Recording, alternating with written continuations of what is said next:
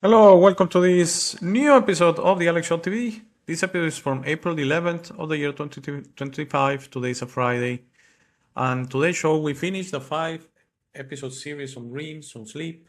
Can you die in a dream? And I'm gonna, okay, this is a difficult one. I think the support video implies that when you die in a dream, you die physically. No, maybe not. Can you die in a dream? We all know that yes. And you probably have experienced the same thing as me. Maybe it's different from all of us or for a few of us. But when you die in a dream, you wake up. It also has happened to me a very strange thing, which I call dreams inside dreams. And I know it has happened to me that I wake up and I'm in my house. It is a dream, by the way. But I think it's already morning and I got, for example, to the restroom. And then I don't know, suddenly I wake up and I'm still in a dream and I was dreaming in the dream. Very strange stuff if you think about it. And I remember there's a movie, I'm forgetting the title out of memory, Inception. Inception, it's a very good movie, 2010, I believe it was, Leonardo DiCaprio. You maybe remember it. It was about a lot about dreaming and that. And I think they touch on that, the dream inside dream inside dream. And they also touch that when you die in a dream, you jump to the next dream, you kind of wake up. So if you are dreaming in a dream, like 3 levels, you go to the next level if you are killed or die in a dream. Regularly what happens, it has happened to me that I know you fall from a mountain, you're falling from the sky, you're out there in the sea, you fall in the sea, I don't know, you're drowning. All of these things I think are pretty normal, to be honest.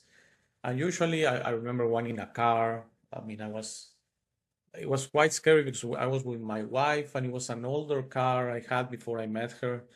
And suddenly we're driving at night and suddenly we just jump. It's like we fall from a cliff. And as soon as we hit in the dream, I wake up. Okay, of course, stress and of course, so, I mean, yes, I remember everything. I go, wow, thanks. That was a dream. Thanks. It was not reality. Uh, so for me, the significance of dying in the dream there's something there, and I don't think it's waking up. I think there's something else, especially this, if we put the levels of dreaming that you can dream inside the dream. It could be talking about timelines, it could be talking about dimensions, the dreaming inside the dreaming, maybe going into another dimension of the same thing. Gets very, very complicated.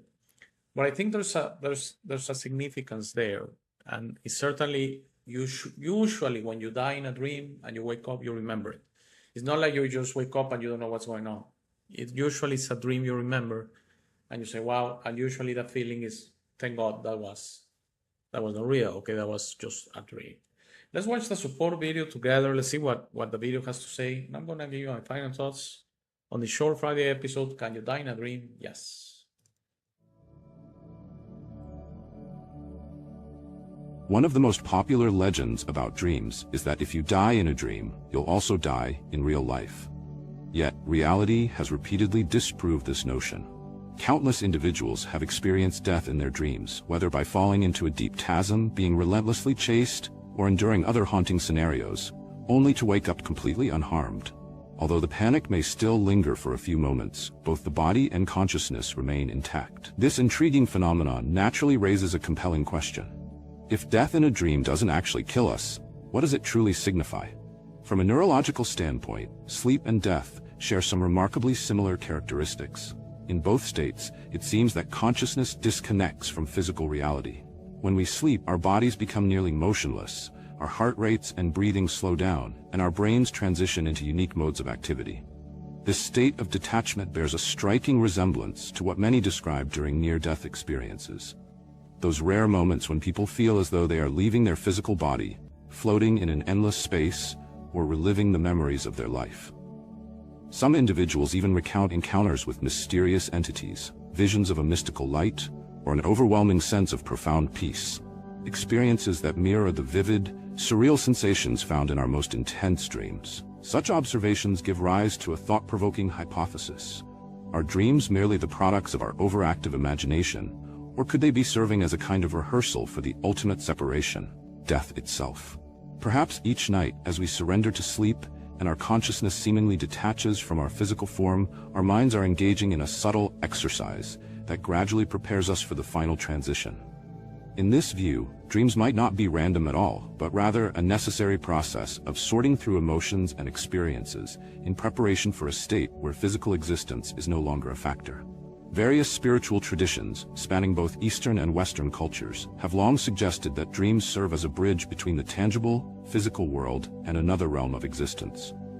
In Tibetan Buddhism, for instance, the practice of dream yoga is regarded as a profound method for understanding the true nature of consciousness and for preparing oneself for the eventual encounter with death. While modern science has yet to definitively prove that dreams are directly linked to the transition beyond life, they undoubtedly continue to spark deep questions about the very essence of consciousness and reality. Do you believe that dreams are merely a function of the human biological system, or could they be a gateway to mysteries that remain beyond our current? Okay, that's very, very interesting. And I'm gonna, more than focusing on everything that was said on the support video, is this idea I've heard in so many places that the dream state is closest to death as we can get. So I don't want this to scare anyone, okay? But I believe we're closest to dying when we sleep. Yes. You might be surprised about that because your body's so relaxed, your body's actually operating, so you're not forcing anything. So why will you be closest to that? Because of the release of consciousness, we release from this reality, so we are in a way closest to the state we experience when Earth was dying. If you have been with me for a while, you know that I don't believe in dying. I don't believe we die. We never die. We go on forever. We just change, okay? We just experience different things, different realms, okay? So there's this notion about the astral that I've been kind of getting away because a lot of people give the astral a bad name, to be honest, especially the lower astral. But that might be the reason why a lot of people report that in their dreams, they see, for example, their parents that have passed away, the grandfather, the wife, the husband, the girlfriend, etc., the friend, or something like that. It has a lot to do with that, I think. I've experienced that. My very cherished and loved uncle Renzo from Italy, I've seen him in a few dreams. Both my grandmothers, I have seen them, both of them, a few times in my dreams, and I feel the experience is real because of what they tell me. Okay, usually there's a message, usually there's a memory of something we went through, usually like that, and for example, the message from my uncle Renzo is he died with a heart attack, with a what is called those type of heart attacks. They're immediate. They say you don't even I don't know how they can tell what people feel. That's impossible to know, but apparently it's so rapid. What they call, rapid heart attack. It's not something that goes for minutes, not even seconds. It's immediate. You die immediately. I think my uncle, even if he passed away at 77, he was not prepared to die. Okay, and that was the message he shared a couple of times. Hey, I was not ready. Okay. This is a different subject. I don't want to miss subject with can you die in a dream, but in a way we're talking about that. What I think happened is when you're unprepared to die, you go to this state, this astral, that is also one of the places we go during dreamings. And that's how we're able to see if, I don't want to share this maybe too obviously with people that have had close ones or loved ones that they see in their dreams, but that usually means that their loved one is still attached to this reality in the astral. Similar, you have seen the movie Ghost, where this person is killed as a young man, apparently quite unfair situation, because he discovered something at his bank. He was working a fraud, and he is attached to this reality and kind of comes back through the use of a medium. Whoopi Goldberg is the actress that plays that. And I think the movie presents that beautifully in the sense of the attachment that you don't want to leave. And at the end of the movie, as he has fulfilled his mission to clear his name, to really kind of there was justice there of whoever did that to him, he leaves that state and goes somewhere else. Not necessarily heaven or hell, okay? That I don't want to even entertain that, but just leaves to another place, okay? Which is, as you die, you have to, it's natural, you're gonna go somewhere else, okay? And if you stay in the astral is very attached to this reality. I believe that that's where the name astral travels come, on this sleep, that you leave your body, but I think you leave your body, I mean, that's irrelevant, okay? They make a lot of things of that you leave your body, and if someone comes, a spirit comes and can take your body, that I don't think that works that way, okay? But in the sleep state, we certainly connect with the astral, and I think we certainly can roam the astral, and that's where we, in a way, connect with these passed away family members and loved ones, okay? So, can you die in a dream? Yes. What does it mean? I don't think it means the same thing as dying physically in this reality. It could be very well to prepare us to understand what happens, and it's like we wake up from a dream. How? Just let that sink for a second.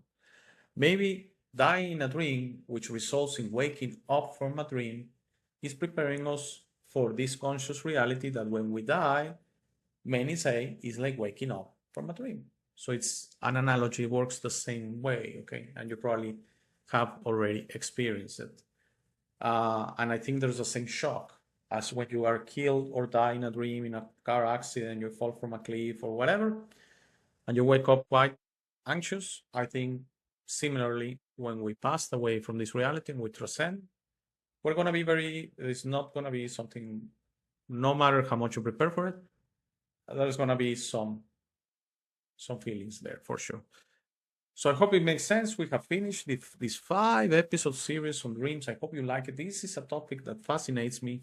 I'm going to be touching in similar topics in the near future. If you have any suggestions, as always, hey@thealexshow.tv. I love reading your emails. Have a great weekend. If there is a chat, I'll see you Monday. If not, I'll see you next Friday in a week. Take care. Thank you for making it to this part of the video. This is my favorite part. This is where I suggest to you that you discover your true self. You are not what you have been groomed to believe. You are this incredible being without limits that has eternal life, amazing strength, infinite wisdom, and a big, beautiful heart. All your limits are always self-imposed. Your best version in this reality is inside you. Your only mission on this life is to become a beacon of love and to serve others. This version is ready to be discovered today. How do you discover your true self? The discovery process is a personal one. No one can do it for you. Dedicate 5 minutes a day to talk to the universe. Simply ask, who am I? Where do I come from? What is my purpose? You will start getting signs, breakthroughs, and signals. You will notice how your notions about this reality start disappearing. No more hierarchies, no more competition, no more complaining, no more depending on others. Discovering your true self equals to real freedom. Your self-imposed limits will fall and you will be ready to understand this reality, but you must be patient to allow others to wake up at their time through their own free will. That will be really soon, you will see, and that will set up a new world.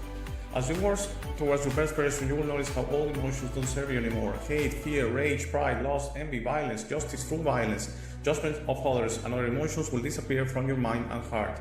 You will understand those emotions serve only your egoic mind and are not you. Please try to be understanding of others that don't think or feel like you. Everyone has a process. No one is right or wrong. We're all just different. Don't be concerned about being right, ever. Don't allow pride preventing you from patching things up with family and friends. It is very important you enjoy this life with your loved ones. Put in the work to patch things up and leave it to others to decide. Thank you very much for watching. Please share, like, and subscribe. If you have any comments or suggestions, please use the comment section below.